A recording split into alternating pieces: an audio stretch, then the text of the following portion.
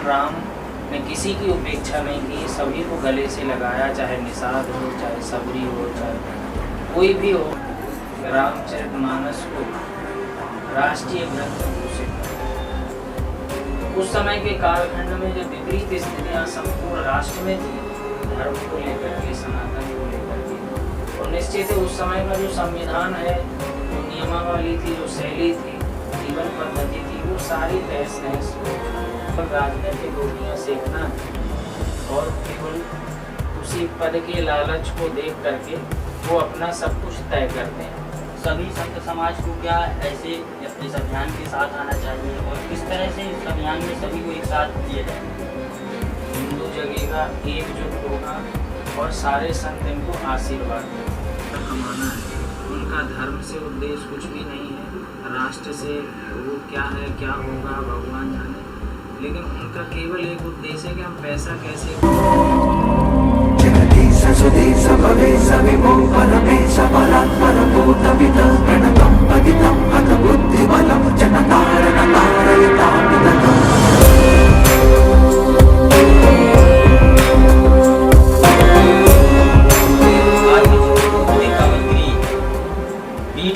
महंत प्रमुख द्वार के महंत श्री मदन गोपाल दास जी महाराज के आश्रम में हैं हम लोग, और कल से ही नितिन उपाध्याय के जय बजरंग सेना और मदन गोपाल दास जी महाराज जी के संरक्षण से, उन्हीं के आशीर्वाद से भारत में रामचरितमानस जो प्रसिद्ध ग्रंथ है, तुलसीदास जी के द्वारा रचित श्री रामचरितमानस को राष्ट्रीय ग्रंथ घोषित कराने के लिए हस्ताक्षर अभियान चलाया जाना है। और इसकी शुरुआत बुंदेलखंड से ही प्रमुख रूप से की गई है और आगे चल के पूरे भारत में ये अभियान चलाया जाना है। तो हमारे साथ महंत श्री मदन गोपाल दास जी महाराज लाइव जुड़े हुए हैं। महाराज जी, सबसे पहले तो हमारे चैनल पे आपका बहुत बहुत स्वागत है। जय श्री राम। महाराज जी, जैसा कि मैं देख पा रहा हूँ आपके पीछे जो है आदि शंकराचार्य जी की तस्वीर लगी है। आदि शंकराचार्य जी ने हिंदुओं को संगठित करने के लिए पूरे भारत में भ्रमण किया है। रामानंदाचार्य जी, रामानंदाचार्य जी और जितने भी संत रहे भारत के, उनका सभी का ये उद्देश्य रहा है कि भारत में हिंदुओं को संगठित किया जाए। ये जो अभियान रामचरितमानस, श्री रामचरितमानस को राष्ट्रीय ग्रंथ घोषित कराने के लिए शुरू किया जा रहा है, इसमें आपकी भूमिका क्या है? और जो चित्रकूट धाम है, कामतगिरी आश्रम है, इसकी भूमिका क्या रहने वाली है और ये अभियान किस तरह से आगे देश में बढ़ाया जाना है? हमारी अखंड भारत की सबसे प्राचीन परंपरा है, जिसको हम सनातन कहते हैं। तो जब हमारे राष्ट्र पर जब जब भी संकट आया, जब जब भी ऐसी विषम परिस्थितियां आई, तब तक ऋषि मुनि महात्माओं ने अवतार लेकर के, स्वयं प्रभु ने अवतार लेकर के, जब जब हुए धर्म की हानि, बाढ़ें असुर अधम अभिमानी, तब तब प्रभु धर्म विविध शरीर, हरहि कृपानिधि सज्जन पीरा। तो उन्हीं में से प्रभु श्री राम के अवतार रामानंदाचार्य भगवान हुए हैं, और रामानंदाचार्य भगवान ने ही यहाँ पर राम भक्ति की अलख जगाई।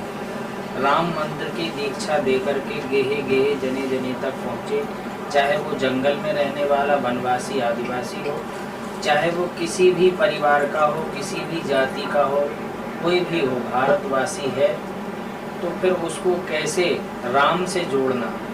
क्योंकि बहुत सारे कालखंड में जातियों को लेकर के बहुत सारे विघटन थे। लोगों ने कहा कि ये उस समाज का है, उस जाति का है, उसको दूर रखो, छुआछूत का भाव रखा। लेकिन हमारे रामानंदाचार्य भगवान, जिनका हम चित्र का दर्शन कर रहे हैं, जिनकी परंपरा के हम साधु संत लोग हैं, उन्होंने ये नारा दिया था कि जाति पात पूछे नहीं कोई, हरि को भजे सो हरि को होई। जाति पात से इसमें कोई मतलब नहीं। भगवान राम ने किसी की उपेक्षा नहीं की, सभी को गले से लगाया, चाहे निषाद हो, चाहे सबरी हो, चाहे कोई भी हो, वनवासी आदिवासी गिरवासी। और सबसे अधिक वनवास काल का कालखंड श्री चित्रकूट धाम में भगवान राम ने व्यतीत किया। यहाँ से साधना करके शक्ति को अर्जित करने के बाद फिर भगवान आगे की यात्रा करते हैं। लेकिन यहाँ पर ही सर्वाधिक समय दिया और संकल्प भी लिया। जैसे कि हम लोग आज यहाँ संकल्प लेने जा रहे हैं कि रामचरितमानस को राष्ट्रीय ग्रंथ घोषित करें। अब क्यों आवश्यकता है वर्तमान में इसकी? क्योंकि उस समय के कालखंड में 500 वर्ष पहले जब हमारे राष्ट्र में जो धर्म विरोधी ताकतें हैं वो पनपी और सारे जगह उन्होंने अपने केंद्र स्थापित किए, कौन से बल पर? आतंक के बल पर। और लगातार ये क्रम चलता रहा जब तक वह लोग कत्लेआम नहीं करने लेते थे, 40 मन जनेऊ नहीं तौल लेते थे, तब तक वह भी भोजन नहीं करते। उनका ये लक्ष्य था कि हम इतना ज़्यादा धर्मांतरण करवाएंगे, हिंदुओं को परिवर्तित करके अपने धर्म में ला करके। तो यही उनका उद्देश्य था कि इस भारतवर्ष को ख़त्म करना, खंड खंड करना है, उन्हीं से भी वो व्यक्तियों से भी। उस समय के कालखंड में गोस्वामी तुलसीदास जी महाराज का अवतार होता है और गोस्वामी तुलसीदास जी महाराज इन्हीं के परंपरा के दीक्षित शिष्य नरहरिदास जी महाराज, रामानंदाचार्य जी के जो 12 शिष्य हुए, कबीर दास जी, रैदास जी, अनंतानंदाचार्य जी, रविदास जी का भी सारे लोग जानते हैं, जयंती मनाई गई थी, कबीर दास जी की मनाई गई थी और स्वयं प्रधानमंत्री जी गए भी थे वहाँ बनारस में। तो ऐसे जो हमारे महापुरुष हुए उनमें से नरहरिदास जी हैं, उनके शिष्य गोस्वामी तुलसीदास जी। उस समय के कालखंड में जब विपरीत स्थितियां संपूर्ण राष्ट्र में थी, धर्म को लेकर के, सनातन को लेकर के, और निश्चित है उस समय का जो संविधान है, जो नियमावली थी, जो शैली थी, जीवन पद्धति थी, वो सारी तहस नहस हो चुकी। तो हम लोगों को कैसे रास्ता मिले, मार्गदर्शन कौन करे, इसके लिए गोस्वामी तुलसीदास जी ने राम भक्ति की गंगा बहाई और एक आधारभूत ग्रंथ दिया जिसका नाम है रामचरितमानस। राम जी का चरित्र मानस तक पहुँचे, मानस पटल तक पहुँचे, गेहे गेहे जने जने तक पहुँचे, क्योंकि राम जी का उदात्त चरित्र है। राम जी ने जो कुछ किया है राष्ट्र के लिए किया है। राष्ट्र धर्म क्या है और धर्म क्या है, इसी की परिभाषा अभी बहुत लोगों को मालूम नहीं है, जो तमाम प्रकार की बातें करते हैं। तो ना तो उन्हें राष्ट्र धर्म मालूम है, ना धर्म के बारे में मालूम है। तो अपने अपने तरीके से मनमुखीपन से सब चल रहा है, इसीलिए लोग मानस को लेकर के या अन्य धर्म ग्रंथों को लेकर के उपेक्षा करते हैं, बहुत बड़ी बड़ी बातें करते हैं। उन्हें तो केवल राजनीतिक रोटियां सेकना है और केवल उसी पद के लालच को देख करके वो अपना सब कुछ तय करते हैं। उसी पर मेरा सवाल भी है अगला महाराज जी, कि देश में और भी बहुत सारे नेता हैं जो हिंदुओं को आगे रख के राजनीति भी करते हैं और समाज के लिए भी अच्छा करने का एक दिखावा भी करते हैं, और करते भी हैं कुछ लोग, लेकिन दिखावा ज़्यादा हो रहा है जितना हम लोगों ने राजनीति को देखा है। नितिन उपाध्याय ही एक ऐसे एकमात्र नेता हुए जिन्होंने ये सोचा कि रामचरितमानस को राष्ट्रीय ग्रंथ घोषित होना चाहिए। और भी देश में बहुत सारे नेता हैं, तो क्या उन नेताओं को नितिन उपाध्याय के साथ खड़ा होना चाहिए? जो संत समाज हैं, चाहे वो जो भी जिस भी पंथ के, सभी संत समाज को क्या ऐसे इस अभियान के साथ आना चाहिए, और किस तरह से इस अभियान में सभी को एक साथ लिया जाए? देखो, नितिन उपाध्याय अगर ये सनातन धर्म का कार्य कर रहे हैं एक कड़ी बन करके, तो एक नेता नहीं हुए अगर ये कार्य कर रहे हैं, क्योंकि ये धर्म पथ है, सनातन धर्म है, और इनके साथ नहीं बल्कि ये संतों के साथ चले। ये नेता के रूप में खड़े नहीं होंगे बल्कि सेवक के रूप में खड़े होंगे। ये बहुत बड़ी सेवा है, सनातन धर्म की बहुत बड़ी सेवा होगी। हिंदू जगेगा, एकजुट होगा और सारे संत इनको आशीर्वाद देंगे। तो इस कड़ी में अगर ऐसे सेवक बन करके निकल करके आते हैं तो ये हम लोगों का गौरव है। वर्तमान में भी हम देख रहे हैं कि अपने ही हिंदू समाज के अंदर ही ऐसे बहुत सारे तत्व हैं असामाजिक कि उसको वो खंड खंड करना चाहते हैं। जैसे आज भौगोलिक दृष्टि से देखें, हमारा भारत अखंड था, वो आज खंड खंड हो रहा है। वैसे ही हमारी जो सनातन संस्कृति है उसको खंड खंड कर रहे हैं। कहने में लगता है कि हिंदूवादी विचारधारा के हैं, लेकिन वो केवल अपने व्यक्तिगत हित के लिए ऐसा कार्य कर रहे हैं, तो समाज में लगता है कुछ दिन बाद कि व्यक्तिगत इनके हित हैं कुछ और ये ऐसा कर रहे हैं, तो निश्चित है उसमें हमारा हिंदू बटेगा ही एक नहीं। जहाँ केवल परमार्थ परोपकार जुड़ा है कि अपने लिए सनातन के लिए ही करना है, हिंदू के लिए ही करना है, हिंदू संस्कृति के लिए करना है, तो फिर उसके लिए आदर्श राम जी होंगे और आधारभूत ग्रंथ रामचरितमानस उसको ही गेहे गेहे जने जने तक पहुंचाने का लक्ष्य है नितिन उपाध्याय जी का। और नितिन उपाध्याय जी का केवल ये एक ही अभियान है, अभी हस्ताक्षर अभियान चलेगा। इसके अलावा और भी अभियान हैं हिंदू हितों के, उनको प्रारंभ करेंगे। उसके लिए बड़ी बैठक होगी संतों की, और उस बड़ी बैठक में बड़े बड़े निर्णय लिए जाएंगे, बड़े बड़े संकल्प लिए जाएंगे कि करना क्या है आगे। तो ये सेवक की भूमिका में है, और आगे जब ये विराट रूप धारण करेंगे तो निश्चित है कि साधु संतों का आशीर्वाद रहेगा। तो जैसे भारतवर्ष की विश्व व्यापक कीर्ति है, वैसे ही सनातन धर्म और इनके अभियानों की कीर्ति विश्वव्यापी।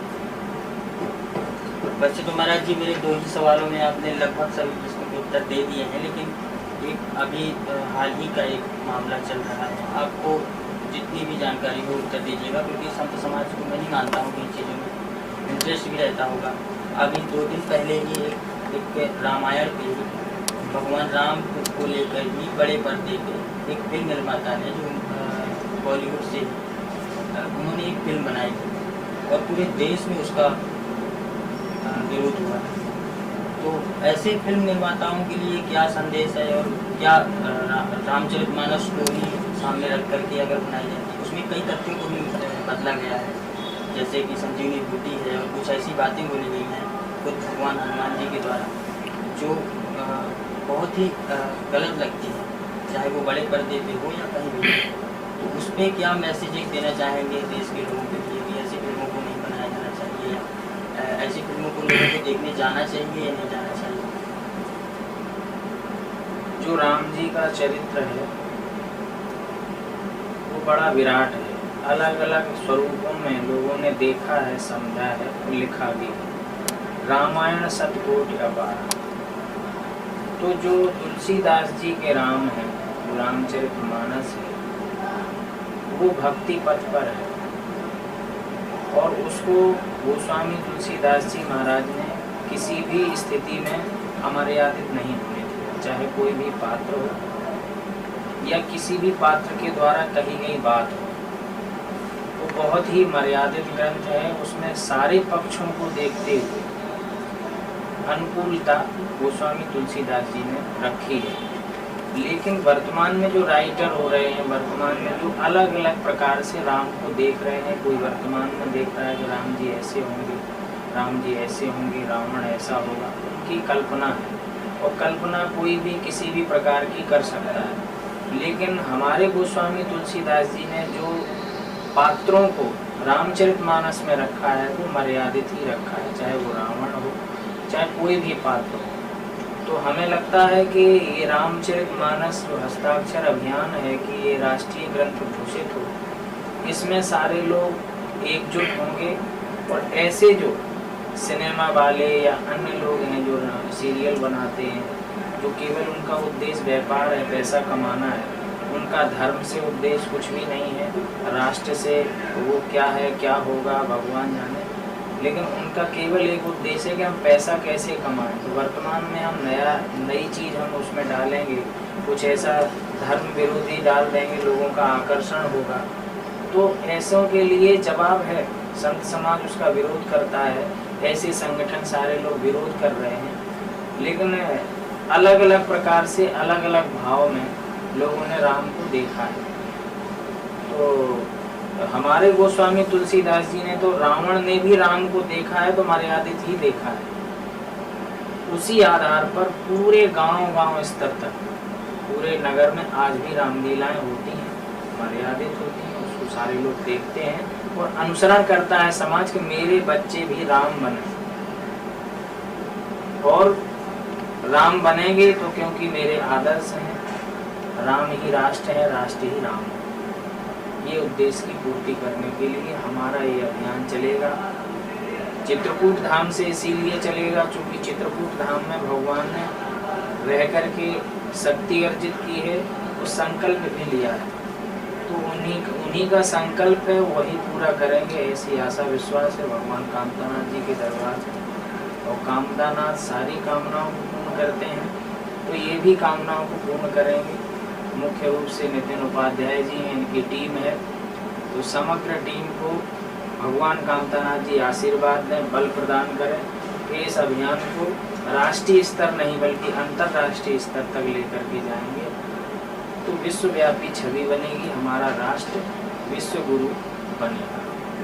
बहुत बहुत धन्यवाद महाराज जी हमारे साथ बात करने के लिए। आपने अपने अमूल्य समय को निकाल करके हमने बात की, बहुत बहुत धन्यवाद। जगदीश सुधीश भवेश विभो परमेश बलात् परभूत